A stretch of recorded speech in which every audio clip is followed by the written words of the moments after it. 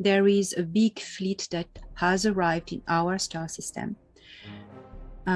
This day I had two contacts. First, he told me that the Intergalactic Confederation is arriving in our star system.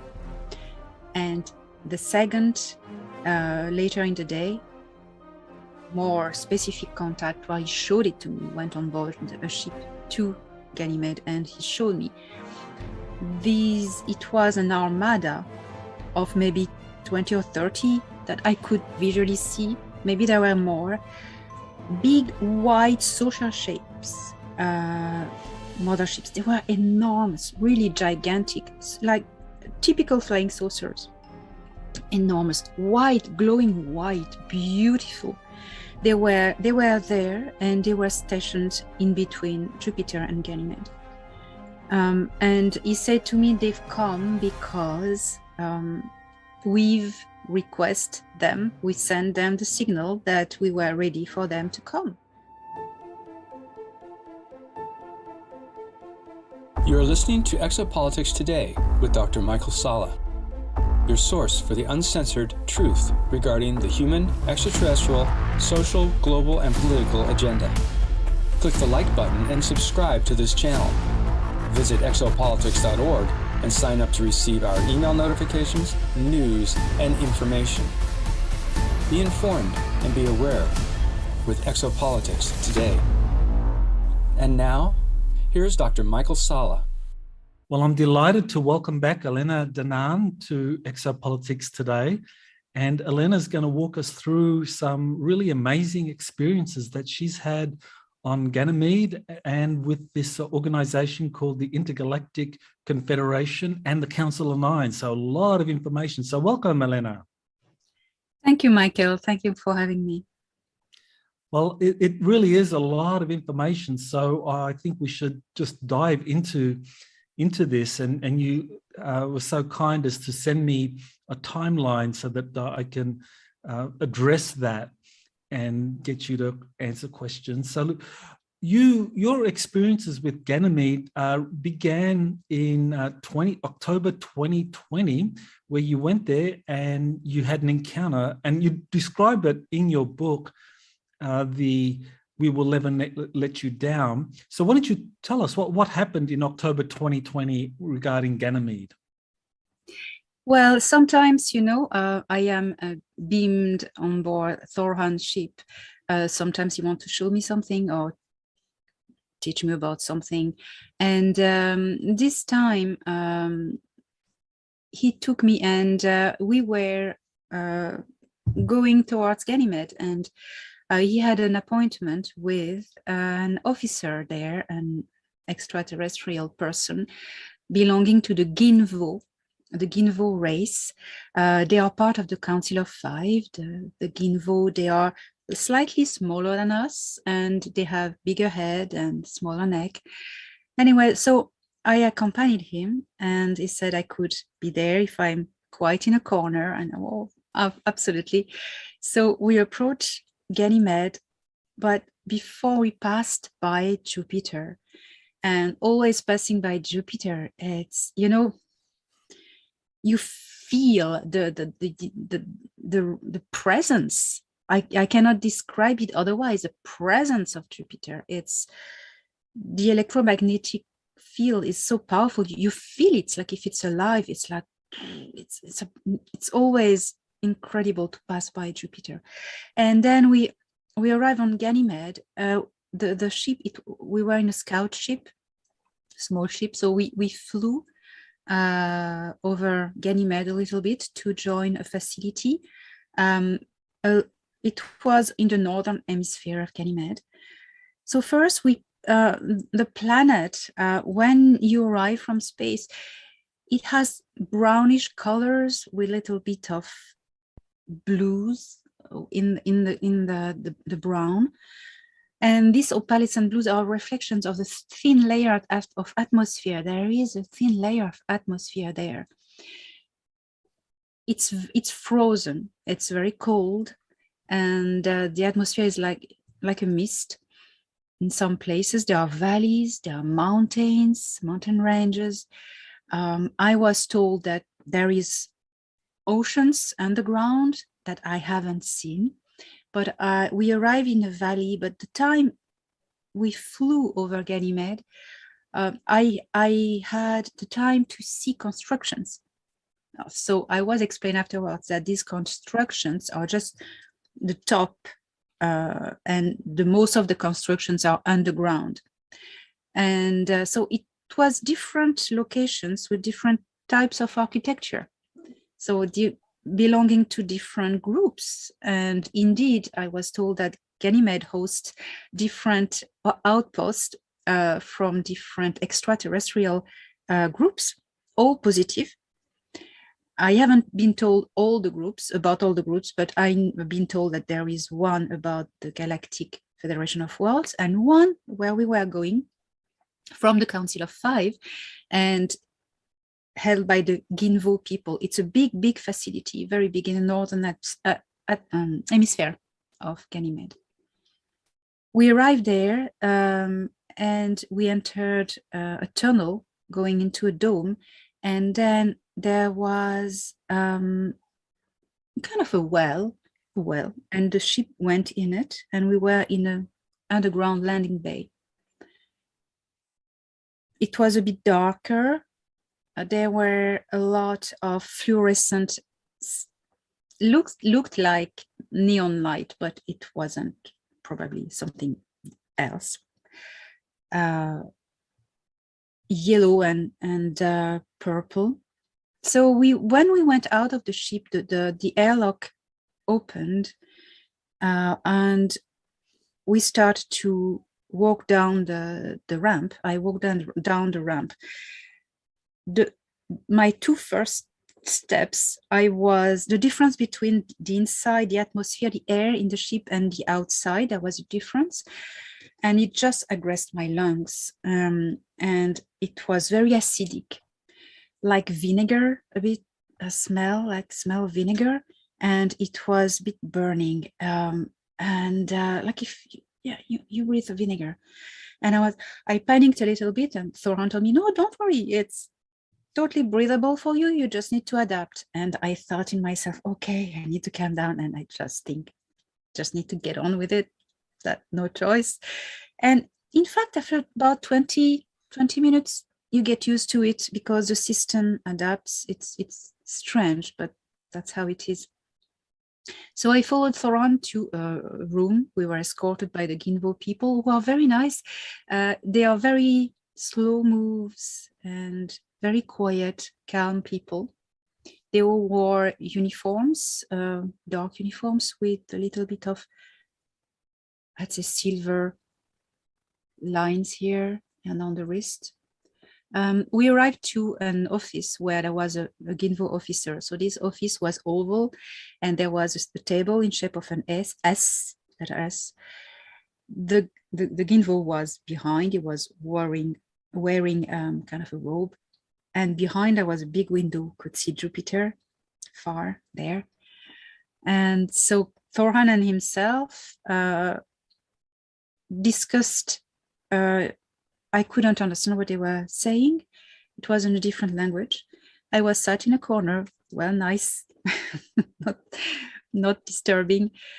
But what I saw was amazing. On the table, there was a circle on the table, and a holographic dome appeared on the top of this circle, this disc on the table, big, I'd say maybe 2 meters wide.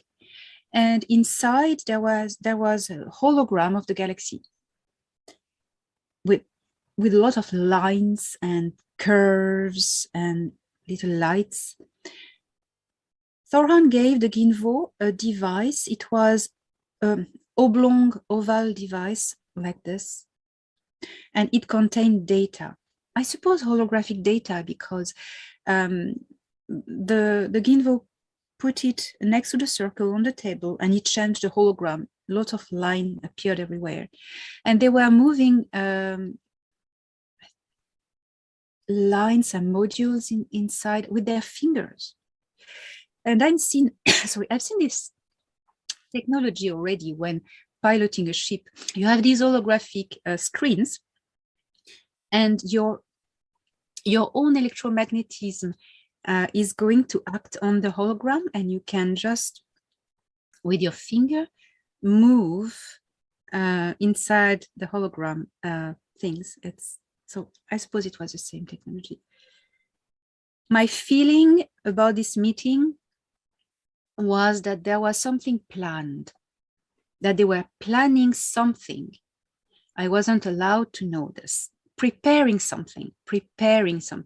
That's what I sense. They were planning, preparing something that was going to happen on Ganymede.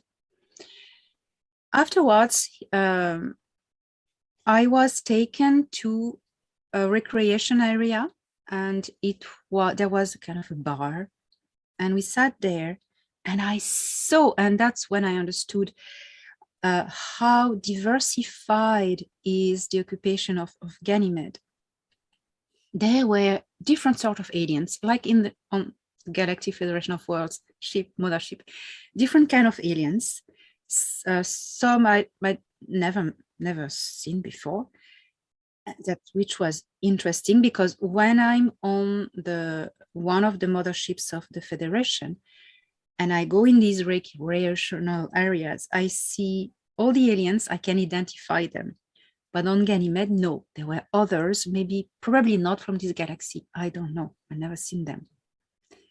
And there were also people from Earth, humans. I think I saw 4 or 5, if I can remember. They were wearing army uniforms. And one had I don't know what branch of the army it is. One guy had this brown, with different patches of colors, brown, green. Camouflage? Camouflage, that's it. With lots of pockets everywhere, big boots. One guy had that. And 3 or 4 other guys were dressed in dark blue uniforms. But you could see they were speaking in English to each other. And really Earth people, you can tell them from the other rest of the people. And they were, the blue uniforms were quite tight to the body, with a lot of pockets as well, and black stripes here on the arms, black stripes and the black color. So I saw that, and at the time I didn't ask a lot of questions, because I was, when you're in these situations, information comes from everywhere, smells, visions, sounds, and you're just overwhelmed by everything. But yes, humans were there, and so that's my my experience on Ganymede in October 2020. Very significant that you met humans there, that some of those were in regular military uniforms, army camouflage, as well as wearing some kind of dark blue uniform, presumably belonging to Space Force or some covert branch that has been set up that is working in space. Now, I have been talking with one of my sources, JP, and of course he actually works for the US Army at the moment, and he says that that they've been taken to Ganymede, and he also talked about the upcoming mission to Ganymede before he even went, that he was told that there would be a mission there, and that there was a fleet coming, that there was a very large group of extraterrestrials coming. So this was before he went in this year.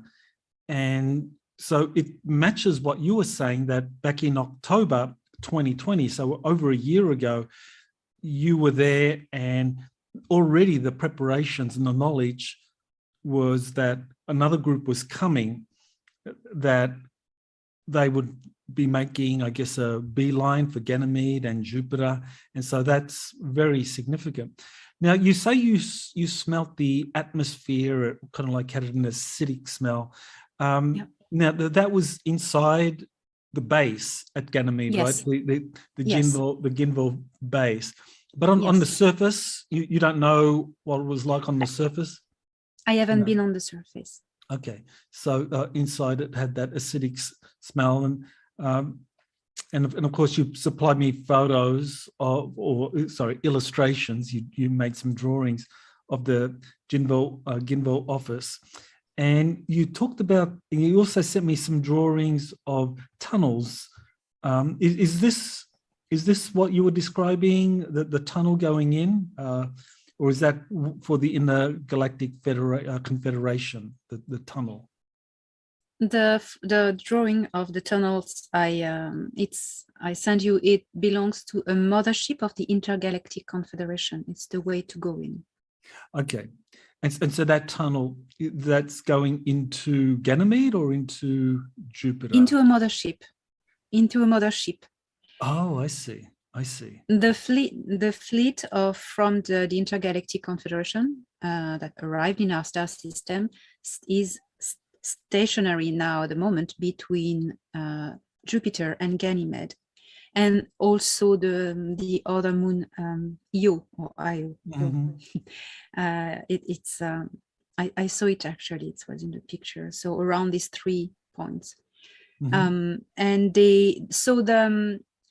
they don't stay all in their motherships. All the officials are welcome to stay on Ganymede, and there I've even been told that they have already a facility on Ganymede, the Intergalactic Confederation. So also, but I haven't been in that one. I have been on board their mothership. The officials are on Ganymede. They are there, they stay there, and a lot of personnel and logistics are welcome in the huge, big Ashtar Command base on Jupiter, in the Jupiter upper atmosphere. Okay, so Ganymede is a place where there is a lot happening, and I just want to mention that there are other sources that talk about Ganymede being a place for different extraterrestrial civilizations having set up major bases and being present. I actually have a book. I visited Ganymede. Oh, wow. And this is by Joseph Ibrahim. It came out in 1998, and wow. It really covers the ancient civilizations on Ganymede, the extraterrestrial civilizations there. So this is another source confirming that, you know, there's a lot on Ganymede, and that this is has long been a hub for extraterrestrial visitation. Now we've had your experience that you were taken there in October 2020, and we also have my source JP saying he was taken there, and you know, and this is this person here, Joseph Ibrahim. That's actually a pseudonym. I know his real name, and I'll make that available. He was also taken to Ganymede. And there are others as well. The South American contactees also talk about Ganymede being a base for the, they call it the Confederation of Planets. So, you know, there's a lot describing Ganymede, but so now, you know, we have you as a eyewitness to what's up there on Ganymede. So you were taken there in October 2020 for the first time, and you had the encounter with the Ginville officer. Now you went again in October 4. Thorhan tells you about something coming in to our solar system, and yeah, October 4, he gives you a lot of details. So you want to tell us what it was that Thorhan told you back in October, just over a month ago? Yes, and yeah, a year after I went for the first time there, he sent me a vision, because most of the time we have telepathic contact. We're using my device, but it's telepathic manifestation. I mean, I see what he sees, I hear what he hears. And he was on board a ship, and he says, I'm going to show you something now. There is a big fleet that has arrived in our star system. This day I had 2 contacts. First, he told me that the Intergalactic confederation is arriving in our star system. And the second, later in the day, more specific contact where he showed it to me, went on board a ship to Ganymede, and he showed me it was an armada of maybe 20 or 30 that I could visually see. Maybe there were more big white social shapes, motherships. They were enormous, really gigantic, like typical flying saucers. Enormous, white, glowing white, beautiful. They were there, and they were stationed in between Jupiter and Ganymede. And he said to me, they've come because we've requested them, we sent them the signal that we were ready for them to come.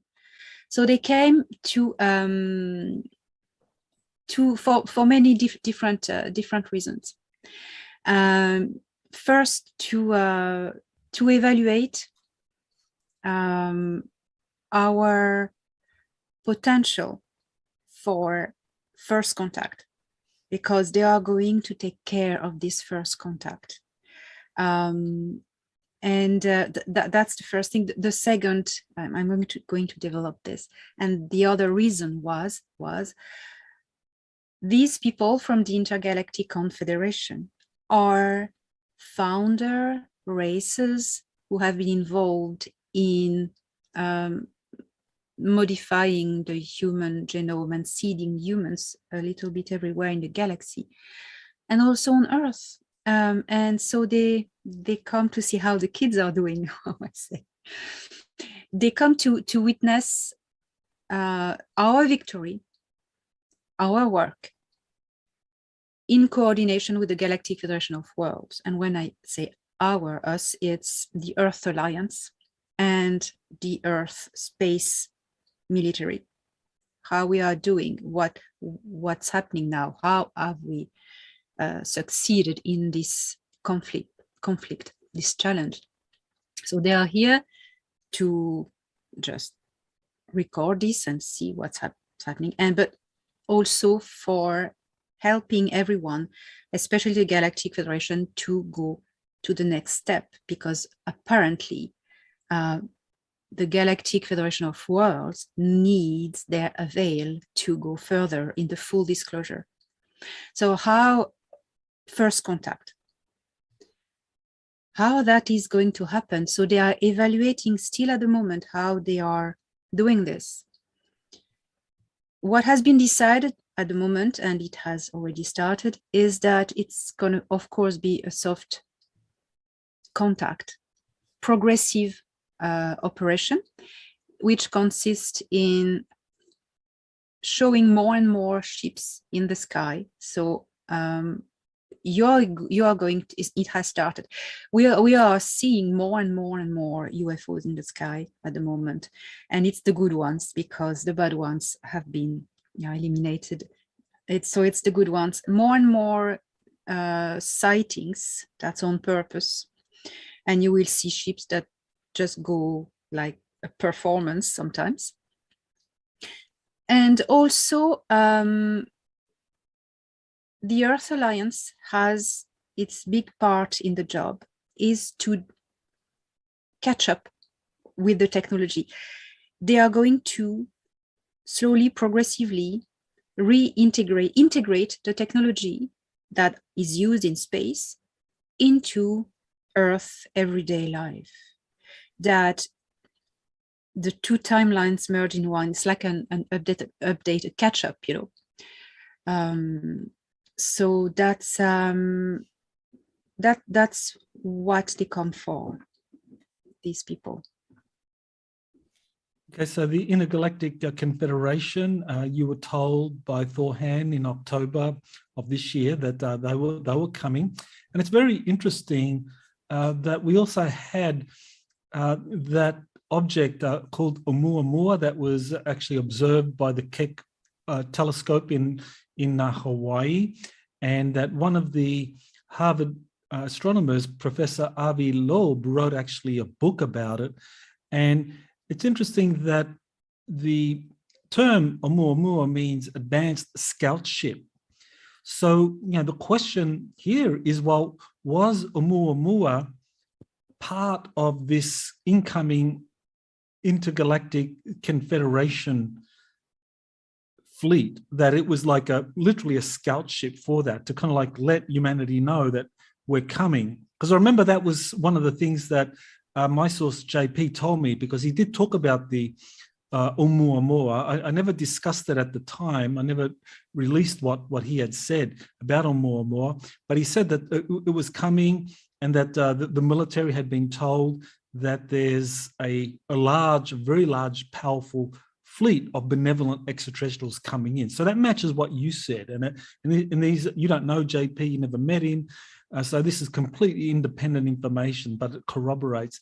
But I think also it'd be interesting to know, do you think, or do you know of Oumuamua being in any way related to this intergalactic confederation fleet? Well, I had asked that at the time, Thorhan, what is this?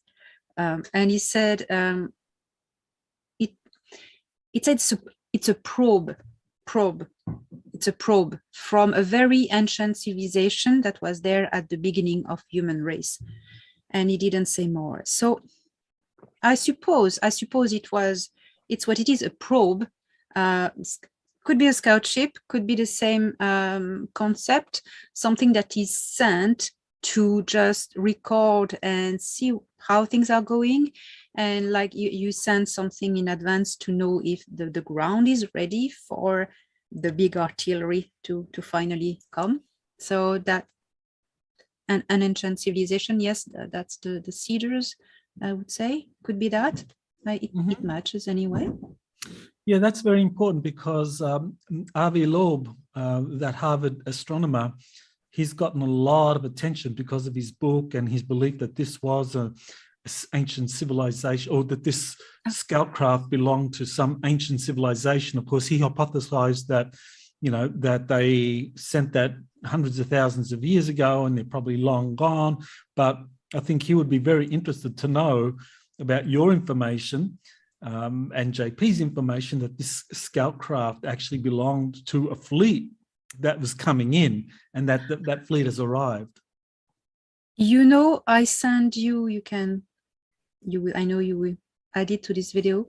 I sent you a drawing, a rapid sketch that day of October 4th, when Thorhan showed me by telepathy the visuals of this fleet arriving, and two of the races that were on it.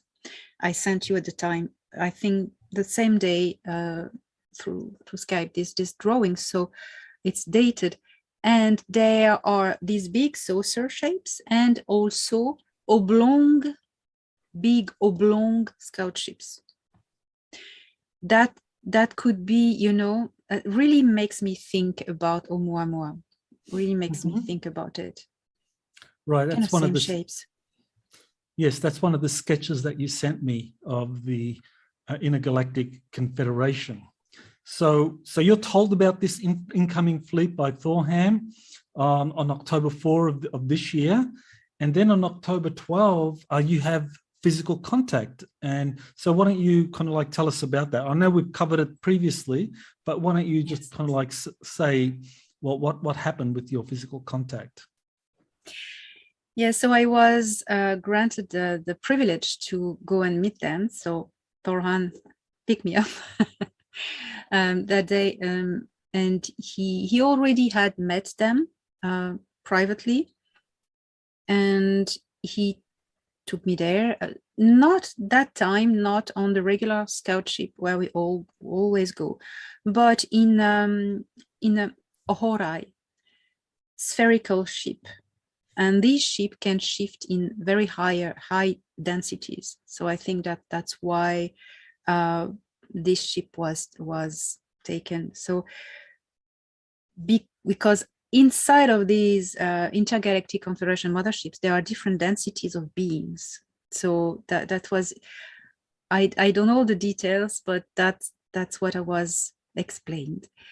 We went there in this spherical ship, which was absolutely incredible, and never been in this Ohorai ship. It's like the walls inside are transparent. You can walk through the walls. It's really weird. So we arrived. They clipped me the belt, density belt, straight away as I beamed. So I really think we were in a higher density. I really think. So they clipped it, and I kept the vertigo a little bit, but it just calmed down. I tuned to the atmosphere. Well, anyway, and the ship arrived very quickly in the vicinity of Jupiter. Always amazing to watch the good old giant. Amazing. And I sent you a drawing of this vision. So there was Jupiter on the left corner, and on the right, the curvature of Ganymede. And very, very far in the bottom, a little red planet. I will explain later. It was Io, the moon Io. And in between, there was this armada, this fleet of huge white saucer shaped motherships that means it's miles and miles and miles and miles. It's I think, well, seeing the Ganymede, you know, the ships were big. We approached under the belly of one, and we slid slowly under it, and we arrived. There was a row of airlocks, but they were entrances of tunnels. That's the drawing I sent you, this one with the tunnels. And it looked, the architecture looked very organic. It was what shocked me. It was different. This architecture, it was different from anything I had seen before. When I am in space, I always encounter very cold and steel and, you know, metal, and it's what's not necessary on a ship is not there. It's the bare necessary on the ships. But there, the ships were beautiful. It was very organic, like vegetal nearly. That was what shocked me. So we went in this tunnel and arrived in the belly of the ship, in a big landing bay. Another thing that shocked me, there were sort of crystalline walls that were shimmering with crystallizations. But that was unexpected, but that was there. And the ship, our spherical ship, just landed, and we went out. The air was breathable and clear. It was all right. And a committee came towards us, and they were composed of different races. I've never seen none of them, ever. There were 5 races that were presenting to us. One was, they were very tall, very, very tall. They looked like, how to say, very, very, very thin, long neck, very high neck, and very high skull. For those who watched Star Wars, the Kaminoans in the Clone Wars, the Kaminoans, it was these kind of beings. That's the reference I can give. These ones, I was told, were the original Patal. And it was absolutely amazing to watch them. And this name Patal has been given to other different races. That's one. Another one was a kind of froggy brown being. There were small grays, but a species of grays I'd never seen before. They had smaller skull, more proportioned like humans, and the eyes were like this.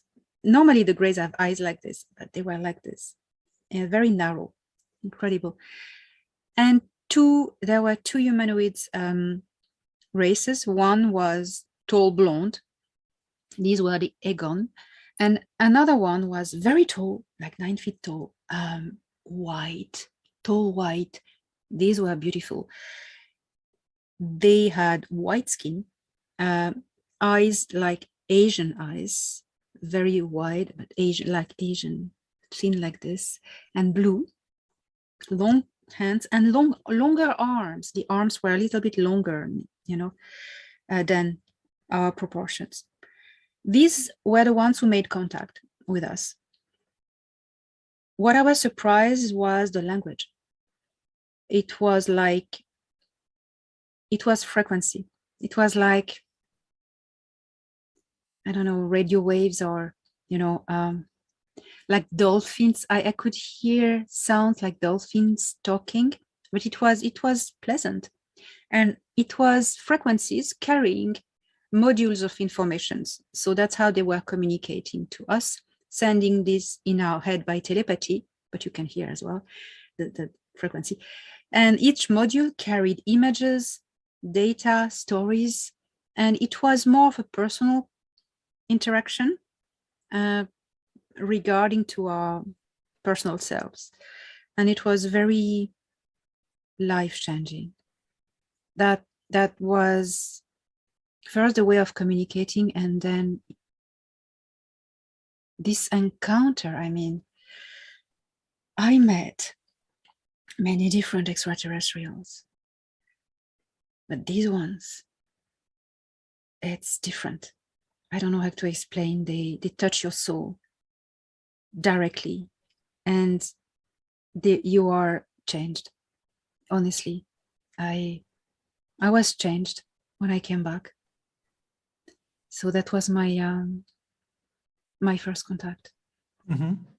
Now, very interesting that with this tall white race that you saw, that you met when you were taken into the mothership of the Intergalactic Confederation, that tall white race, that matched the description that Robert L. gave about his contact experience back in 1969, when he spent a year in a cave or in an underground base in the Himalayas, and that was the same group. And he actually mentioned the name, which is again a remarkable corroboration for what you were saying, because he talked about this Intergalactic Confederation back in 1969, that he met them and was spent a year with them, that they had a base, and that they described themselves as the Cedars, as conducting these galactic genetic experiments, and that they were using his his genetic material to possibly seed a race, a human race in another galaxy. So that was very good corroboration for what you say you met in this intergalactic base, or in the mothership. So yeah, very good corroboration there. Yeah, yes. What I can add about this is that the Intergalactic Confederation and the 9, it's two different things. The Intergalactic Confederation is a group of incarnated extraterrestrial people, even if they are in different densities also, they're all incarnated. And the 9, it's non-incarnated supra-consciousnesses that are something totally different. But so the 9 are not part of the Intergalactic Confederation. They are part of nothing. They stand in a void. But the Intergalactic Confederation refers to them a lot like a higher management, superior management. They always refer to them as their superiors because they're aware of their existence. And so the Intergalactic Confederation, they are, I've been told there are 24 races among them. There are many more, of course, but 24 of them are the Cedars, or the founder races, but they call themselves the Cedars. And they love they're master geneticists. They love genetics. They do genetics. And they engineer life forms from different breeds. And they have engineered so many different types of life forms, and they seed life. They have this passion to develop life, to spread life everywhere. So in our galaxy, they are the ones who brought human life, human genome, first in the Lyra constellation and then to the whole rest of the galaxy.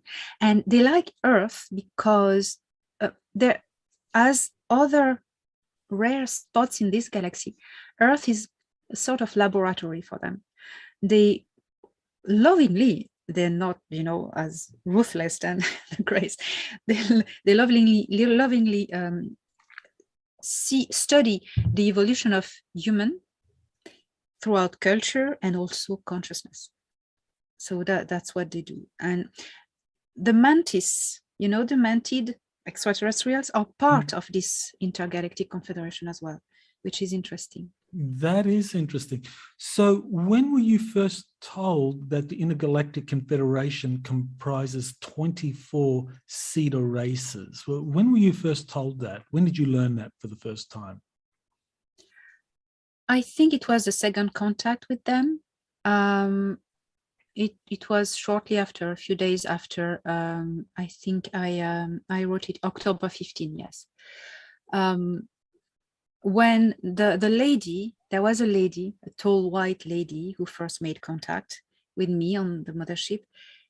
She called me back. She took me again by herself on this mothership, and that's when I got this information about what they're doing.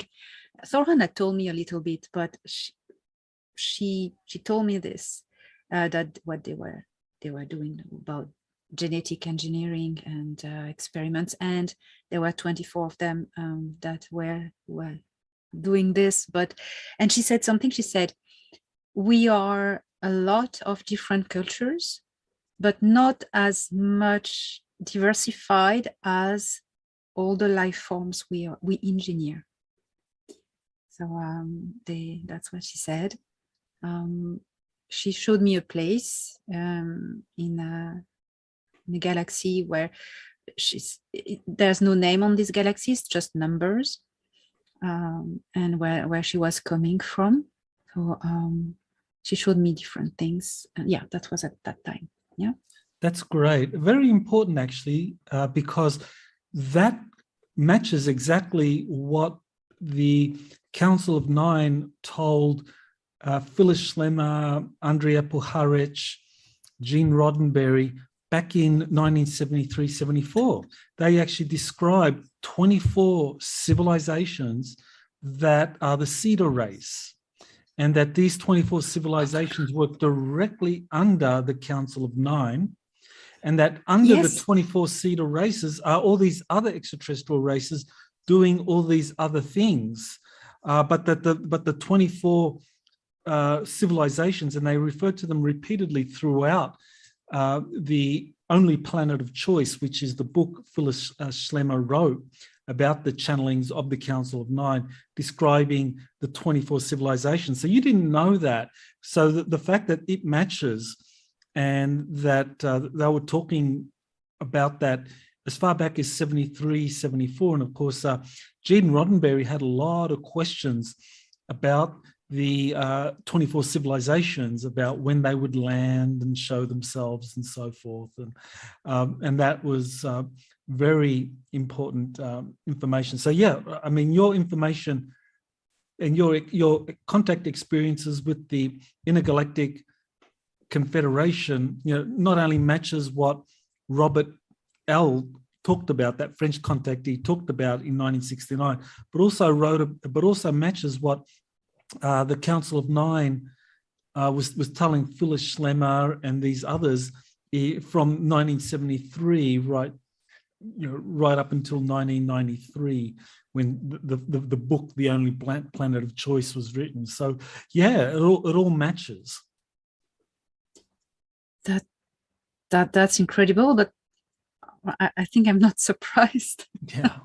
I think I'm not surprised. Mhm. And the Intergalactic Confederation is back, and the Nine are making contact again. So that is very interesting. I had a contact with the Nine, unexpected. I didn't think I would have the privilege, which was very another step in the life-changing process. It triggered a lot the emotional. I can talk about it as well. Yeah. So just to clarify, you had a second meeting with the Intergalactic Confederation where you just met that female, the tall white female, Una. I don't know if that's how you pronounce it. Una. Yeah. Okay. So, Una. They okay. don't have names, but their names are frequency. So Okay. they do not have names. So, but they give names for us to identify them, which are not really, it's just made up names that match the frequency of their real name. But it's like if they were telling you, they wanted to tell you their names in like talking like dolphins, you know, so you wouldn't understand. So Una is the closest translation to, so that's the name she gave me to identify her. Yeah. So Una contacted you and brought you up for a second contact meeting on their mothership out there between Ganymede, Jupiter, and Io. How did that happen? Can you describe what happened? You were at home, and you know what happened? Did you get a telepathic message, and how did it happen? Just walk us through the transportation.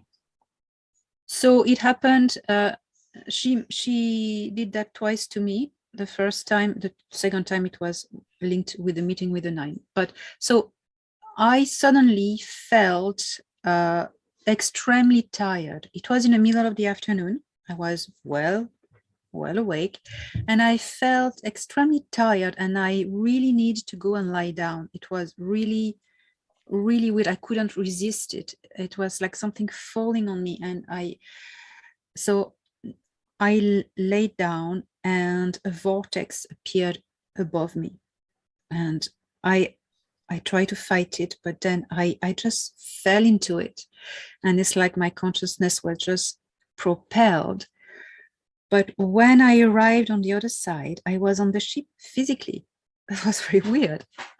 I was physically there. I always have this thing to know if I'm really physically or in different density.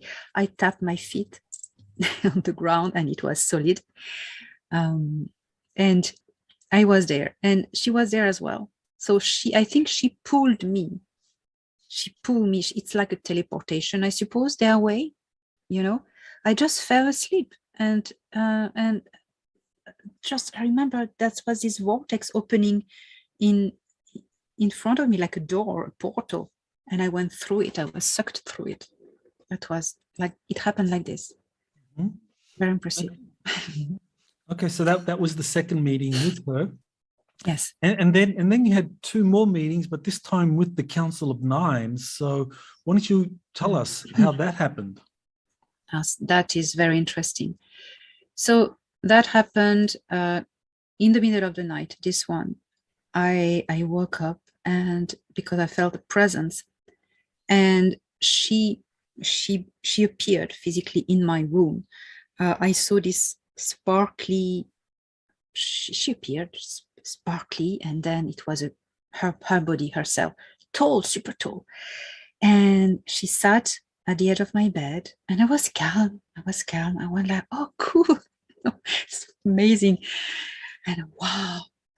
And she sat, and she pointed her finger at me and to my forehead here. And as she approached her finger, she had larger hands, bigger hands. She approached her finger, her index. It started to glow green. There was a green light around, like, you know, E.T., you know, the movie, like the green light coming to me. And as she didn't even touch my forehead, it's like if she went through it. And at the moment, there was this contact, this weird contact, the vortex again. And I was there that time. I didn't go physically. It was my consciousness.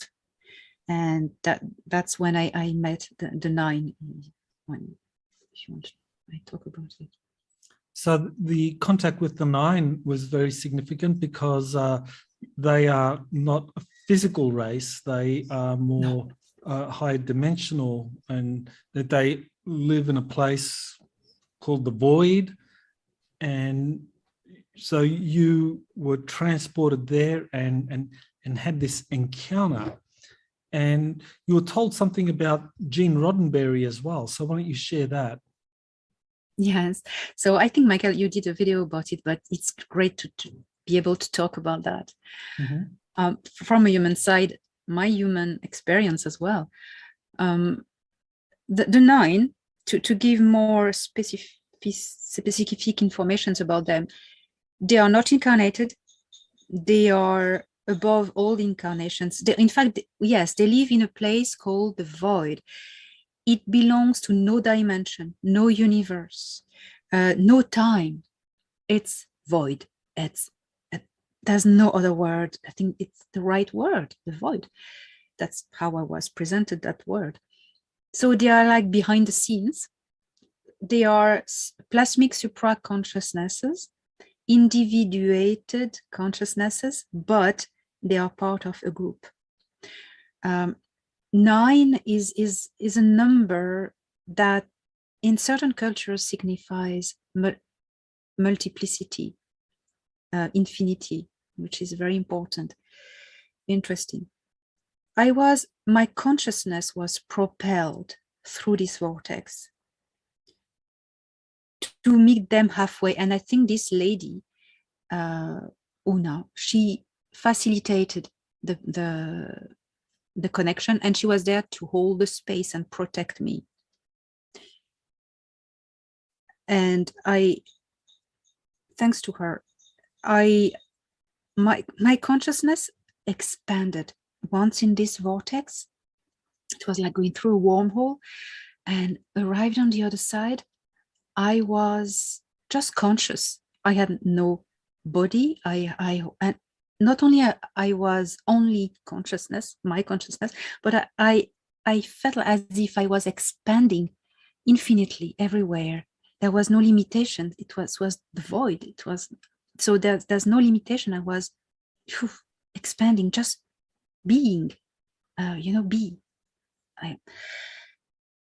And I sensed their presence. There were many different presences. And I saw a sparkly cloud, like sparkle, golden and silver sparkles appearing in front of me. And as it condensed, I felt their presence stronger.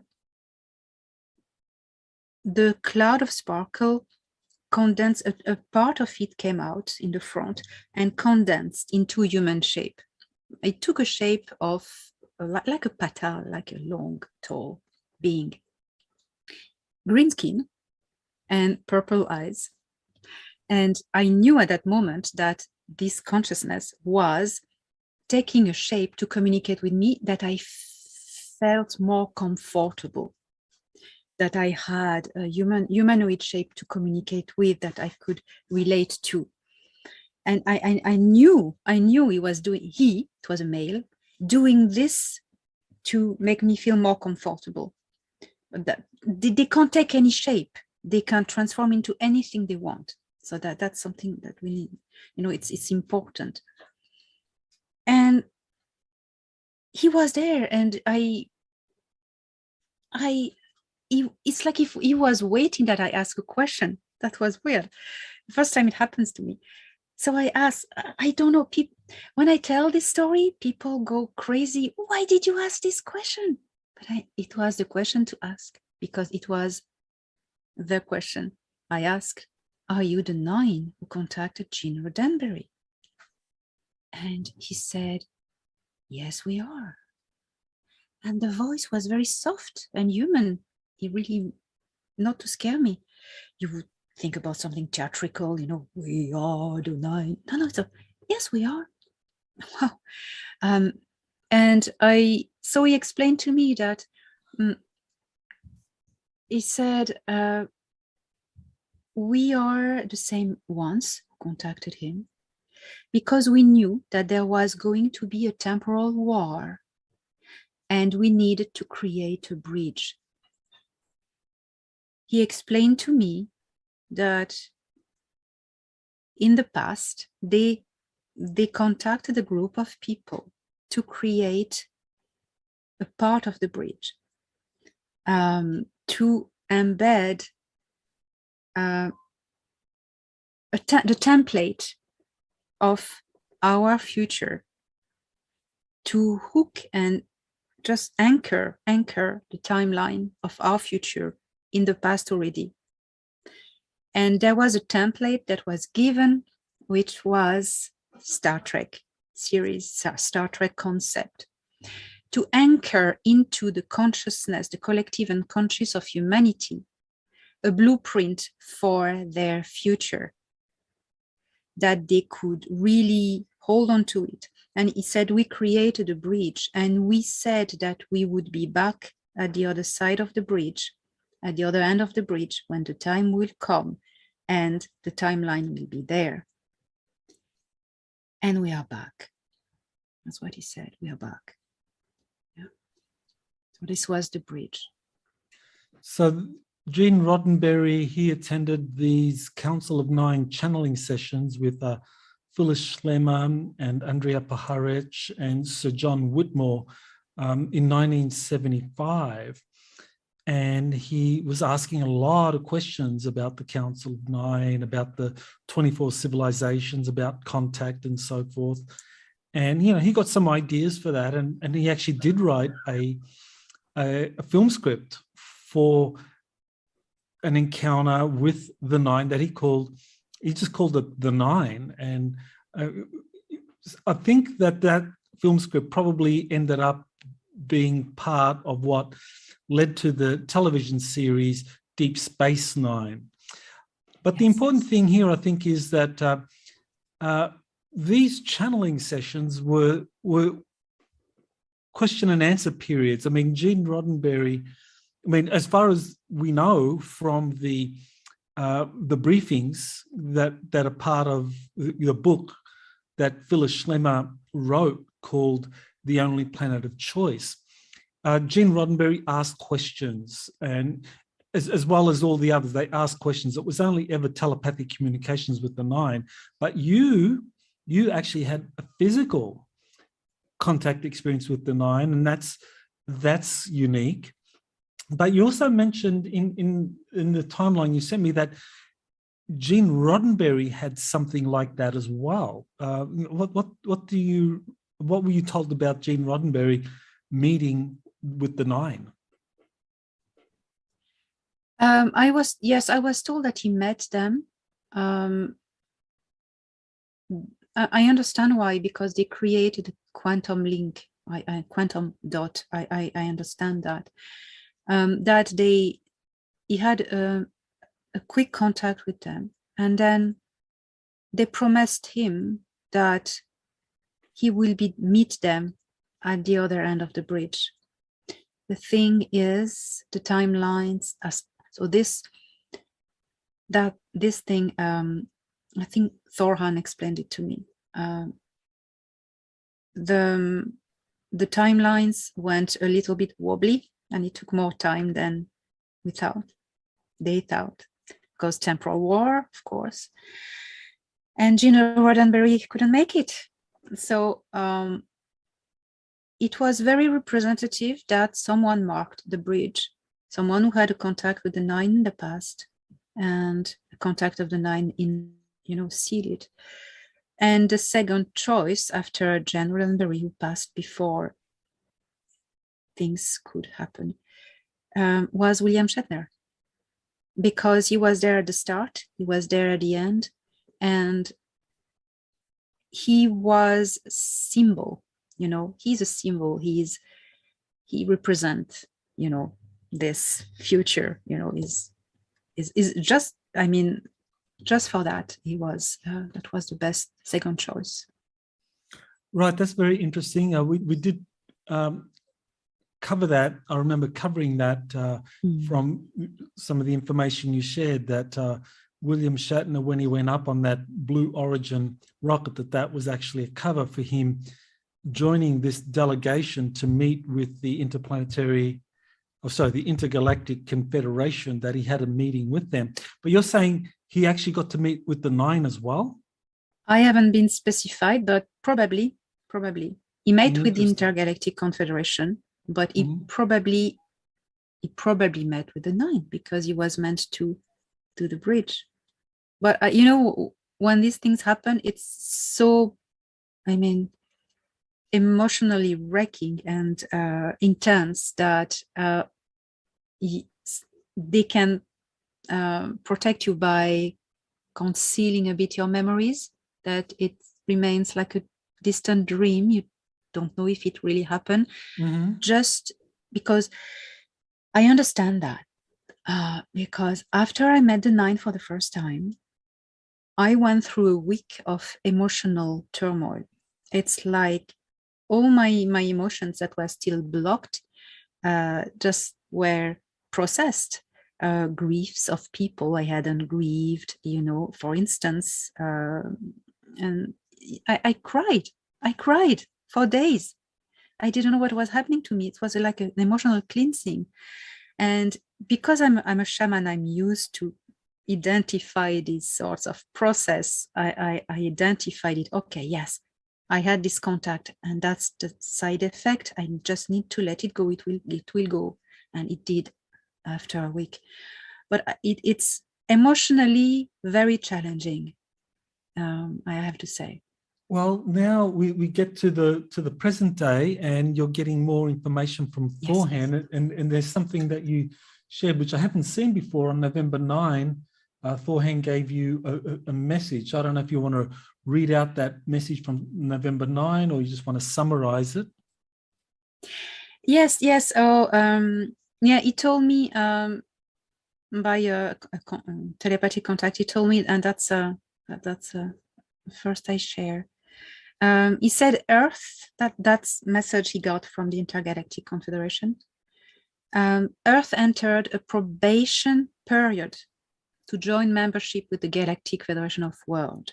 So they were given start of probation period. We are in probation period.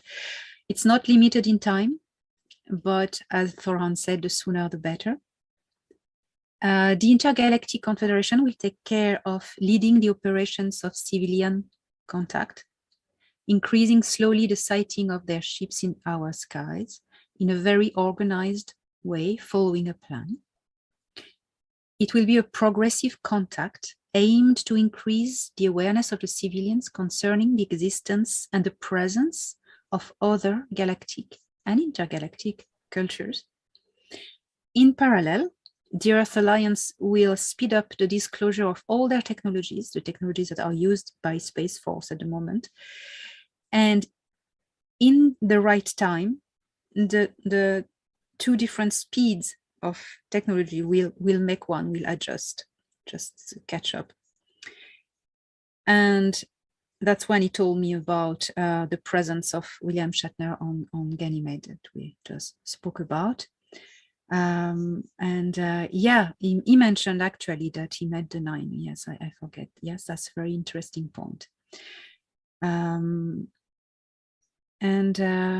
Yes, that's what we covered already. Yes, that's it.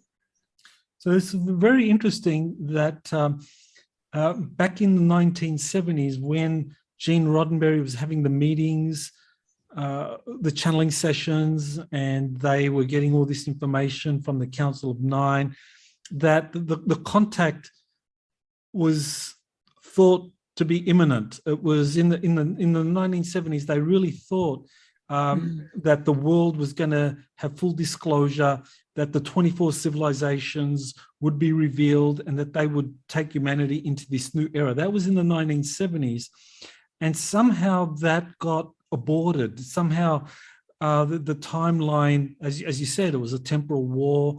The Dark Alliance saw what the plan was, and somehow they stopped it. They interrupted it.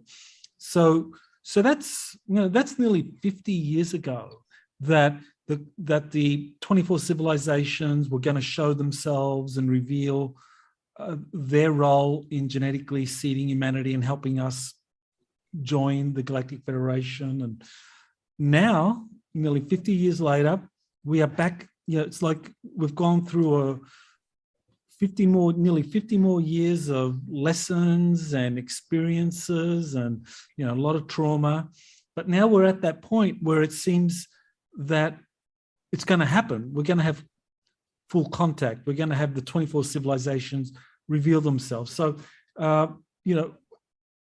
what is it that, for the viewers that can make them feel that this is like a done deal, or that this is going to happen this time, that, we weren't ready 50 years ago, but now we're ready.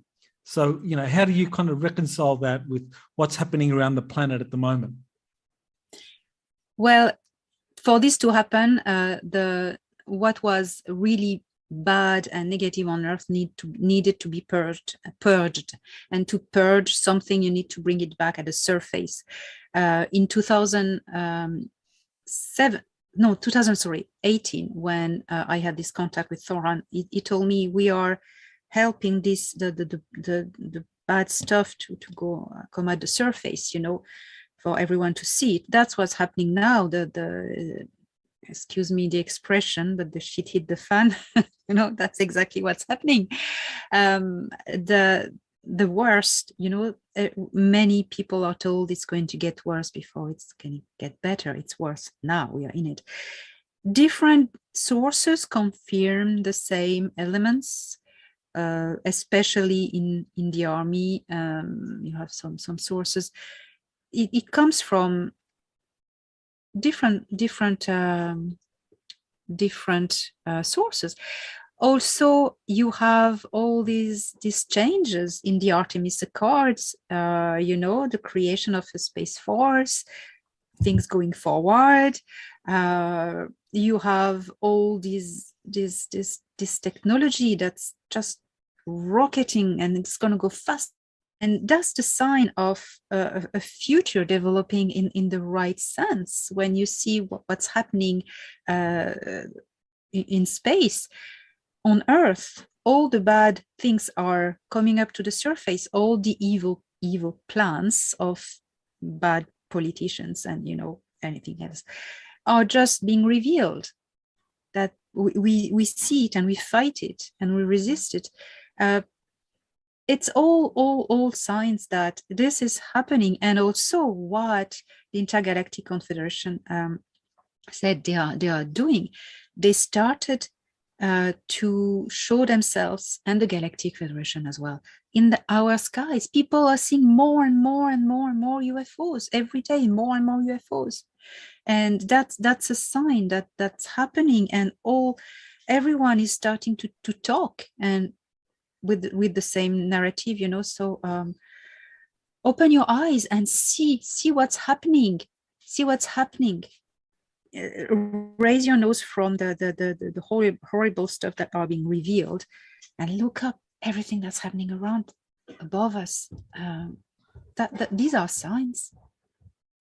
Yes, I agree with you. I think when we look at what's happening in space today with the Artemis Accords, the creation of Space Force and Space Command, the creation of a multinational space alliance, all this points to space now becoming the new frontier for humanity's expansion of activities and consciousness. Because, the thing is, when we as a civilization begin to start to populate space, conduct missions into space, it's not just we're sending technology there, we're sending people out there, our consciousness expands.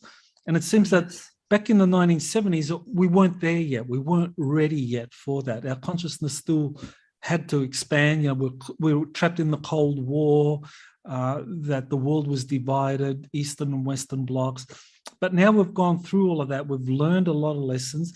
And now we are really breaking out into becoming a space-faring civilization.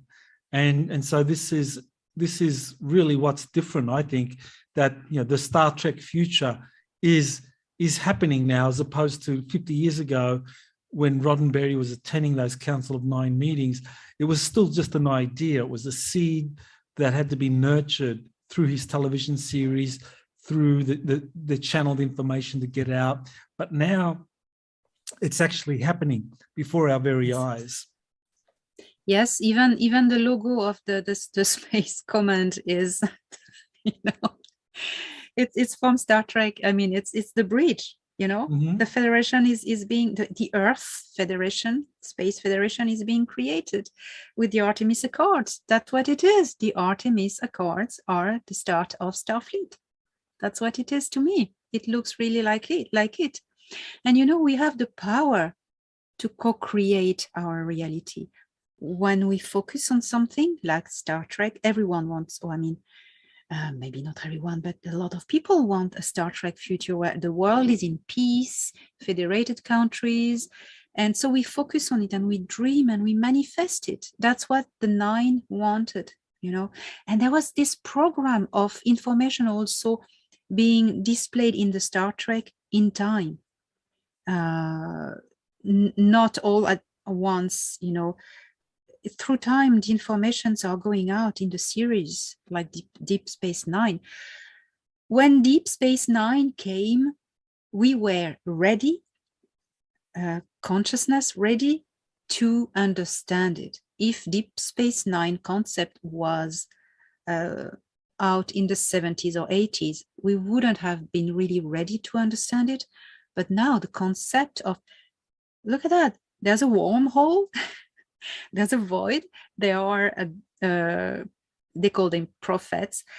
And what's interesting is there are founder races in Deep Space Nine. And also that's something interesting. There's a lot of hints. But look at the logo of Space Command. It's not a fantasy. If it's the same logo as the Starfleet Federation of Star Trek, it's not a fantasy. It's a purpose. It's the bridge. It's the bridge. And Michael, as I was reading again my notes to get the dates of my contacts right, I was writing about the bridge, and I had this idea, this time bridge. We do that with relativity and, linear time, and the bridge. That's the bridge on linear time. That's what the Nine created with Star Trek, the bridge. 1970s, nowadays, that's what happened, what they did, and it worked. They said it worked. Mm-hmm. So things are getting very scary on Earth, but that's part of the process. And we need to look at the stars and see what's happening out there. All the evidences are there. So, yeah. Yeah, it's very fascinating connections there between, the Council of Nine, the 24 civilizations, or the Intergalactic Confederation, the connection with Star Trek and Gene Roddenberry, and that all took place in the 1970s, and here we are in the 2020s, almost 50 years later, and now the connection with the Council of Nine and the Intergalactic Confederation has emerged again, and you're clearly a major player or conduit for that, through your meetings.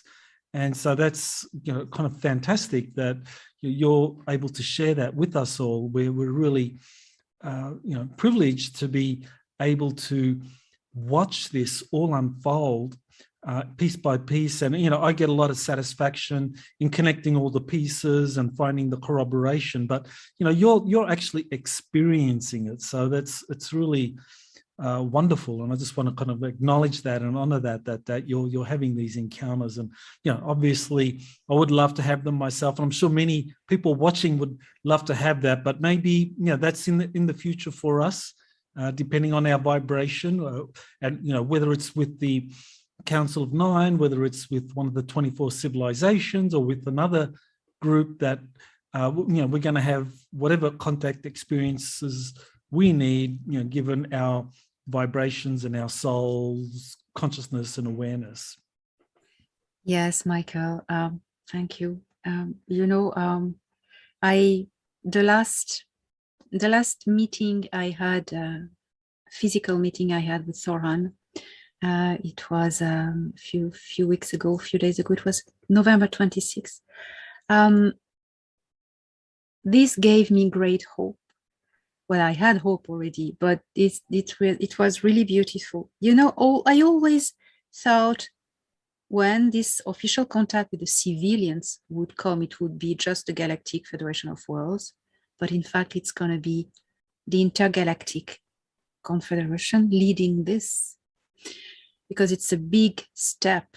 It's not just a civilian contact with other races. It's a start, the end of a timeline and the start of another timeline. It's a liberation of a whole species, a whole planet. And what I want to say is that I was on board the mothership of the Galactic Federation, 26th of November, just for a short visit, because Thoran wanted to show me physically something. So I was beamed there, and he walked me to a biodome. There are different biodomes in there. And it was different plants I never seen in my life. It was twilight, and there was incredible perfumes, and it was very disturbing, because you know how the brain, when you are in this body has nose cells that give information to the brain, and the brain is going to analyze then, oh, that smells like rose, that smells like iris, that smells like that. But my brain couldn't identify the smells, so I was disturbed. It was disturbing. You don't have the data here in the database, so that first, and then fluorescence of colors. These vegetables were fluorescent in the dark, but not whole of the plants, just the sap. The sap was fluorescent, and it was you could see the sap fluorescent, and especially at the edge of the leaves. And I was like, wow. And Thoran told me the Intergalactic Confederation people gave these plants to us, that we accustom them to the Earth atmosphere, and we have the task to modify their genetics as for these plants not to become invasive, not to reproduce easily, just to stay where they're told to stay. So that's what they're doing. And these plants are going to be one of the gifts offered as an official contact. You will see that. We will see that they will offer plants, and these plants will glow in the dark, and they'll be able to thrive in our atmosphere. Seeing that was exhilarating, that's really happening. And so they will send first humanoid races, and then the weird ones will come after, because we need not to be too disturbed at first, because there are weird shapes out there. And I assume these plants that they are gifting humanity, I don't know if it's going to be a food source or a medicinal, but I think probably they would be very nutritious, or if it's a food source, or if it is medicinal, it would probably be very transformative. So you don't have any idea of what the function of the plants are? They have. Well, not exactly, but I was told that they are not decoration only. They wouldn't go through trouble for that, he said. They have many properties that will be useful to Earth and Terrans. So I don't know what these properties are, but they will be given for specific properties, not for decoration only, like bring flowers. Great. Yeah. Well, that catches us up with all of the experiences that you've recently had. So So what's next for you? I mean, what is it that you're working on at the moment, or is there anything you want to announce for the viewers that want to follow up on this information? Well, I am actually writing about all of this and putting inside all my human experience and my emotional side to try to take people with me, just describe as much as possible the sensations, the thoughts, the emotions, and also so this, and I look forward to new contacts with the 9 because I had this contact. It was November 3rd, and you know how they are not in any timeline. So this contact is I sent you a drawing. It's like a singularity, this contact that is affecting my timeline. So times to times, I have residual contacts with them. It's like there's the moment I met them, it was like a singularity, and there's a sphere around it with like a grid and nodes. And as my timeline goes, linear Earth timeline, I meet these nodes. So I had already twice information delivered. I feel the vortex, the whole room dissolves, and I'm in the vortex, and I receive this information like images and thoughts, and then it disappears. It's very difficult to reattune, and I write them down. So I think that's gonna happen again, hopefully. So I look forward to this, and I'll share, of course, everything. So that's where I am at the moment. Wonderful. Well, thank you, Elena, for coming back on the show. It's really great to hear from you and to update people on what's happening today. I think it's so important that people have some hope that we really are going to be entering a wonderful new age, and that there's so much to look forward to, that not to be overwhelmed by the negativity around us, but to just look at the many positive things happening behind the scenes, and that once these announcements are going to start coming out, our world will change incredibly fast, and we're going to be really in for a really wild ride. So thank you, Elena, for sharing.